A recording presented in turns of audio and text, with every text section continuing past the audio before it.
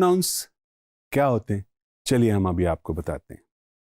Pronounce जैसे कि नाम से लग रहा है आपको, नाउन से कुछ मिलती जुलती चीज, तो बेसिकली ये नाउन की जगह पे इस्तेमाल होते हैं। जैसे अपनी हमारी उर्दू ज़ुबान है, उसमें मैं कहूँ कि अहमद मेरा भाई है, वो कराची में रहता है। अब अहमद के लिए मैंने लफ्ज़ इस्तेमाल किया वो। बिल्कुल इसी तरह इंग्लिश में मैंने कहना हो तो कहूँगा Ahmed is my brother, he lives in Karachi. अब ये जो मैंने अहमद के लिए ही का लफ्ज़ इस्तेमाल किया, ये प्रोनाउन है, this is called a pronoun. तो वो अल्फाज जो हम नाउन की जगह इस्तेमाल करते हैं उनको प्रोनाउन कहा जाता है।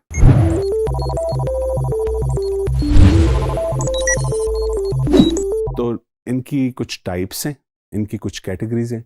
चलिए अभी हम आपको वो बताते हैं। देखिए आपकी स्क्रीन के ऊपर you can see that there are different forms, different types of pronounce.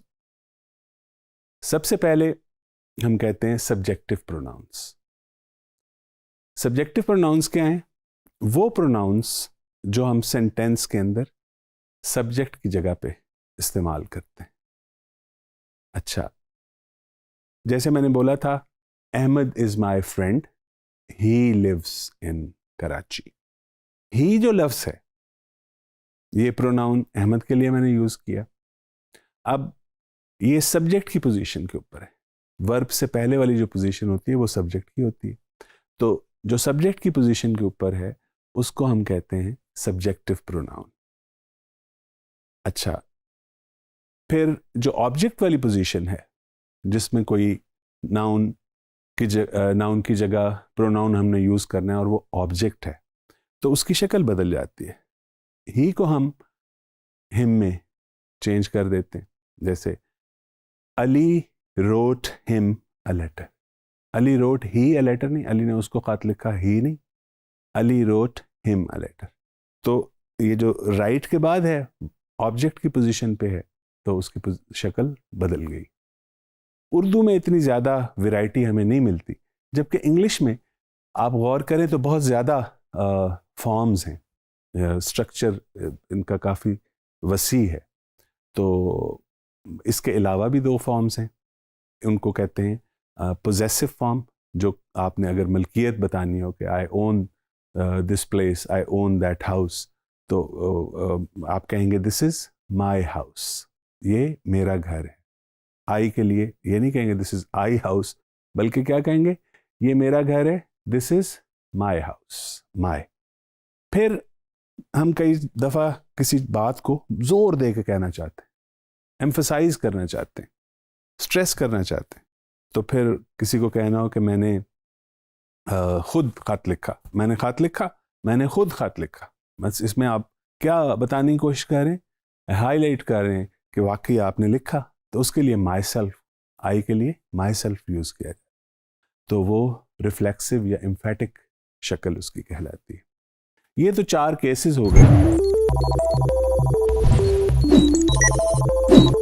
First, second और थर्ड पर्सन प्रोनाउंस भी। फर्स्ट पर्सन मेरे लिए, अपने लिए जो मैं प्रोनाउन इस्तेमाल करूंगा, मैं अकेला भी हो सकता हूं और मेरे साथ मेरी फैमिली भी हो सकती है। मैं के लिए मैं कहता हूं ना, मैं लाहौर में रहता हूं, और अगर कहते हैं मैं और मेरी फैमिली हम लाहौर में रहते हैं, तो क्या कहूंगा, हम लाहौर में रहते हैं। तो आई और वी ये पर्सनल फर्स्ट पर्सन प्रोनाउंस कहलाते हैं। सेकंड पर्सन प्रोनाउंस वो हैं जो मौजूद हो बंदा, जैसे अभी आप मेरे सामने बैठे हुए हैं अपने अपनी डेस्क के ऊपर, अच्छे लग रहे हैं, तो जैसे आप हैं तो आपको मैंने मुखातिब करना हो तो क्या कहूंगा, यू। तो यू सेकंड पर्सन कहलाता है जो कि मौजूद होता है, स्पीकर के सामने होता है। और जिस शख्स का जिक्र किया जा रहा हो वो मौजूद ना हो, तो उसके लिए हम थर्ड पर्सन प्रोनाउन यूज करते हैं। मेल हो तो हम कहते हैं ही, फीमेल हो तो कहते हैं शी, अगर ज्यादा हो तो हम कहते हैं दे। दोनों के लिए इस्तेमाल हो सकता है, मेल और फीमेल दोनों के लिए इस्तेमाल कर सकते हैं। ही और शी के लिए दोनों के लिए इस्तेमाल किया जा सकता है।